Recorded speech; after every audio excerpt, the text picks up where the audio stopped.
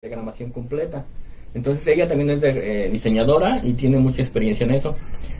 Entonces algo en la que literalmente tiene muy buenas historias, pero pues eso es la historia de Misa de Alba. Son cuentitos pequeños, entonces son muy cortitos, hay mucho humor, mucha religión, el cómo la gente ve a la gente de la ciudad cuando llega. Hay una prostituta que llega al pueblo y es como, uy, no, la pecadora y bla bla. Entonces me divertí mucho escribiendo esos cuentos, la verdad. De los cuentos, por ejemplo, en Misa de Alba, ¿hubo alguno en particular que quizás costara un poquito más, que dijeras como que le falta el pause, le falta el desborde? Yo creo que el de Cielito Lindo me costó un poquito más. El Cielito Lindo es un par de viejitos que se la pasan en la entrada viendo cómo pasa la gente, y en Sillacán hay la fiesta del Corazón de Jesús. Se hacen se me fue el nombre,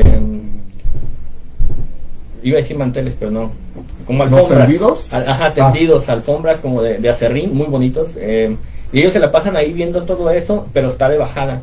Entonces me costó un poco como encontrar como qué harían esos viejitos estando ahí sentados, porque normalmente en mi rancho había un mezquite que se le llamaba el mezquite de los huevones, y era el mezquite donde todo viejito que ya no tenía nada que hacer iba y se sentaba, y no se la pasaban fumando cigarros y haciendo ahí, platicando de todo. Entonces era un poco inspirado en eso, pero con un par de viejitos. Y no hallaba, decía, como yo estaba muy pequeño cuando estaban ahí sentados, realmente no recuerdo haberme parado ahí a escuchar a ver qué decían. Me costó un poco como saber qué estarían platicando un par de viejitos ahí sentados como, no sé, 7, 8 horas, ¿sabes? Porque a veces era todo el día estar ahí, iban, comían y regresaban y se volvían a sentar. Sí, lo que solo alcance, ¿no? Porque ese tipo de historia, por ejemplo, también pega en el ámbito rural, por ejemplo, allá en Chile.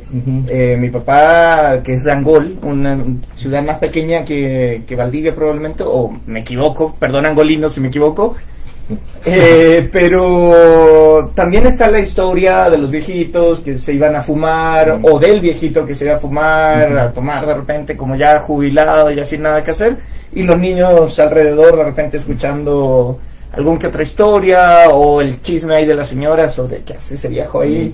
Entonces da familiaridad también para cualquier lector o lectora al menos de Latinoamérica, ¿no?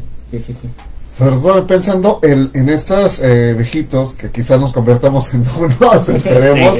Sí. Más pronto de lo que crees. Ya estamos más rucos que chavorrucos, pero también la capacidad que tienen sobre todo de observar y con esa calma, ¿no? Hoy de verdad, y yo lo veo mucho, que son son profetas, son sabios, esos viejitos, iba a decir huevones, en el árbol. Sí. Realmente uno llega a preguntarles y son sabidurías y todo, pero con esa calma, estar tranquilamente, no estar presionados, el poder reflexionar que hoy en estos tiempos, sobre todo las ciudades que destruyen las costumbres, de José Alfredo, nos va quitando esa capacidad incluso de asombro. Sí. Me da la atención que de verdad que se pueda trasladar a una novela y sobre todo entrar en ese juego cuando hoy todo es muy dinámico, todo es acabamos aquí, nos movemos, y allá es deja que el tiempo pase. Sí, eso, por ejemplo, sí he visto que, por ejemplo, aquí los viejitos no suelen tener esa característica, ¿no? La ciudad es como el viejito estorba, ¿no? Lamentablemente. Sí. Y está mal, pues, porque el viejito tiene muchísimo que dar, hay que cuidarlos, hay que estar siempre cerca, ¿no? Y precisamente por ese asunto por ejemplo, la historia esta de Misa de Alba, mi abuelo fue el que me contaba muchísimas historias. Pasaba mucho tiempo con él en el rancho, un ranchito chiquito que se llama Santa Gertrudis. Y ahí no había, cuando yo iba, que estaba más chico, ni siquiera había luz. Entonces había velas y nos pasábamos platicando, pero largas horas. Entonces mi abuelo Susano Ornelas, que aquí viene una referencia a él, bueno, en los 2 libros, pues es de cierto modo muy responsable de las historias que cuento, precisamente por eso que dices, porque siempre estaba lleno de sabiduría, de historias que contar, etcétera. Cosa que sí, como dices, se ha ido perdiendo mucho aquí en la ciudad. ¿Qué extraños, por ejemplo, de esto, de Cañadas, en estos momentos, la tranquilidad? Yo creo que la tranquilidad, voy allá y es como regresar a la paz, ¿sabes? Aunque últimamente no hay mucha paz en todo el estado, pero sí es como regresar a las raíces, siempre da paz, ¿no? Tranquilidad. Llego allá y es como bien a gusto, siento como que bajo completamente el ritmo y ver a la gente de ahí, hay personas viejitos que todavía sigo viendo y lo recuerdo como cuando tenía 5 o 6 años, digo, ese señor sigue igual. No sé si ustedes ven a viejitos y dicen, es que el señor no envejece, ¿no? Claro. Y lo de uno igual, pues, pero sí extraño mucho la paz. Pues, como... Sí, no, y se comprende. Imagínate la emoción que me causó ver la palabra Condorito en una contraportada. Oh, Chile, cómo te extraño, Chile. Pero ahí está la nostalgia, ¿no? Exactamente. Y hay que decirlo también con este tiquitaca de letras, hablando de fútbol, pues también Condorito es totalmente latinoamericano. Yo te soy sincero, cuando lo empecé a leer, historietitas junto con otro, sobre todo porque tenía partes de mexicanos y es mucho el folclore latinoamericano que aquí nos encanta, que está muy permanente en nosotros, en la manera sobre todo que escribimos. Condorito, de verdad, creo que todavía ha envejecido bien, pero todavía no ha llegado a esos niveles de revalorarlo. Para muchos fueron los primeros chistes, las referencias, y que tiene estas etapas justamente también de campo, de las figuras, o incluso personajes que ya están, el ranchero, los viejitos también están bien presentes. Sí, es muy pues muy latinoamericano, como dice. Yo hace mucho que, digo, de fuera que estuve en Chile y que agarré el nombre de Condorito, hace mucho que no veo, no sé si aquí en México ha habido mucha influencia al respecto, no lo he visto, o sea, no sé cómo lo viste tú aquí, pues, porque yo lo conocí en Chile, realmente no lo había visto antes. O sea, Condorito, pues, si no hubiera sido porque fui a Chile, no lo hubiera visto. A mí sí me tocó, la verdad, incluso me acuerdo bueno, hace creo que más 5 o 6 años sale la película, aún en la animada, que bueno, pues sí, no le hace justicia a la historia, pero sí, yo me he encontrado con varias personas, pero parece que también depende del estado del que hablemos. Por ejemplo, en Ciudad de México ha sido más habitual encontrar personas que han leído la historieta, pero tiene sentido además que allá en Chile la hayas encontrado, porque es oriunda de allá, incluso los colores de Condorito, y que sea un cóndor, que es el ave, digamos, nacional allá en Chile. Ellas me da la atención justamente hablando de pronto con las pequeñas bromas y pasado todo. ¿Cómo pasas de cuento a novela? ¿Estaba planeado así o fue fortuito? Más bien fue al revés. Estabas primero escribiendo la novela y luego escribí los cuentos. Los cuentos los empecé como en 2017. Lo que pasa es que los cuentos me empezaron a surgir muy como esa vez que se te ocurre algo y pensé en el nombre del pueblo y las historias y fue como esto. Y empecé a escribir pequeños resúmenes de las historias, la trama en sí como tal. Entonces me di cuenta de que soy más rápido y más eficiente escribiendo cuentos y me divierto más que escribiendo novelas, porque la novela es como todo tiene que encajar y todo tiene, ¿sabes? Es como diferentes hechos que tienes que acomodar como un rompecabezas, y me estaba frustrando mucho la novela en su momento.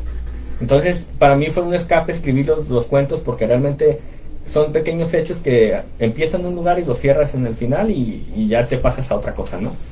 Que aparte de hacerlo, los títulos están maravillosos. El burro de oro, con la referencia a este personaje de Jalisco. Es más referencia sobre el gallo de oro de Rufo. Ajá. Y es que ahora vemos Misa de Alba, el nopal, ya lo hacíamos, Cielito Lindo, el pozole, el bautizo. ¿Cuántas historias me ocurren estos? Como lector, igualmente, ¿qué disfruta más? ¿O algún otro género? Disfruto un poco como el terror. De hecho tengo un cuento en Mandrágora, Mandrágora Ediciones, que hacen un cuento que se llama Legión, que es un poco de horror, terror, también me gusta. De hecho la novela tiene un poco de pues es suspenso y asesinatos, entonces hay un poco jugando con novela negra, quizás sí, novela negra en sí. También Misa de Alba tiene algunos cuentos así, el de pozole, por ejemplo, que no hace alusión precisamente al pozole.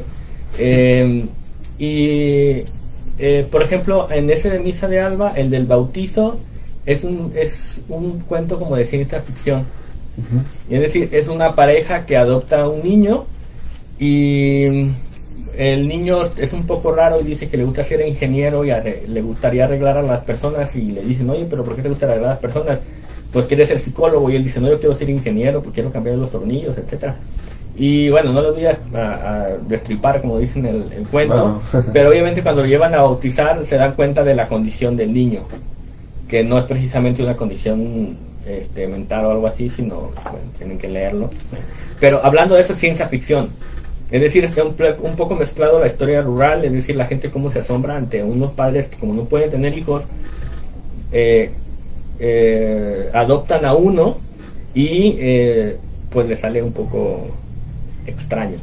Es difícil aguantarse el spoiler cuando uno está contando. Sí, es que quiero le gusta, decirles ¿no? que de qué, pero pues no, ¿para qué les spoilerles? Y es lo interesante, se ha comentado siempre que también las fronteras ya en literatura realmente están prácticamente, se han borrado, y sobre todo que al lector no le importa si uno lo tiene como es de terror y solamente va a ser terror. A final de cuentas el lector toma el libro y al final, bueno, sonríe, la pasa bien, pero no está pensando el género ese. Entonces, Sí, como suelo decir, mucha paja académica también de repente, que al lector, a la lectora no le interesa hacer tanta distinción entre géneros, sino que realmente el cuento, la novela le guste. Y hablando de conocimiento de causa, porque en la academia pues estoy obligado a hablar también de categorías, claro, y épocas literarias y demás. Pero en la experiencia como escritor, pues uno se da cuenta que en realidad si tu cuento le pega a alguien o tu novela pega a alguien, pues fenomenal, ¿no? Sí, en la novela, por ejemplo, la novela del Atlas, la vamos a decir ahora. Hoy, porque hoy es el día de la verdad. Y el que recibe el balazo de Chivas, ¿no? Sí. Vamos a hacer birria. Bueno, no sé si funciona así porque la birria... Con salsa de yagualica, ahí sí, tortita ahogada. Chile de yagualica. Sí. En la novela no sabía al principio como dónde meterla como tal, pues era como uno a veces intenta como clasificarla y es como de pronto dejas de hacerlo porque simplemente pues lo escribes para alguien que lo va a leer y no va a decir, esta novela es ¿de qué es? A ver, ¿de ciencia ficción o qué, no? Pues sí, además tú tienes formación en letras, sí, quiera lo uno o no, eso también interrumpe un poco el proceso, ¿no? Sí, interrumpen el hecho también de, por ejemplo, actualmente trabajo en una editorial y tengo que estar como muy estructurado a veces un poco y eso también ha afectado en cómo escribo. Hago actividades para niños y a veces hago cosas en el libro y digo, es que esto, si lo lee un niño, digo, a ver, pero es que esa es una novela para adultos, ¿no? Es de adolescentes a adultos, no puedes decir que es un cuento para niños. Entonces, pues sí cambia mucho la perspectiva en cómo escribo de un lado a otro y también cómo influye en las figuras literarias que utilizas, el lenguaje, etcétera.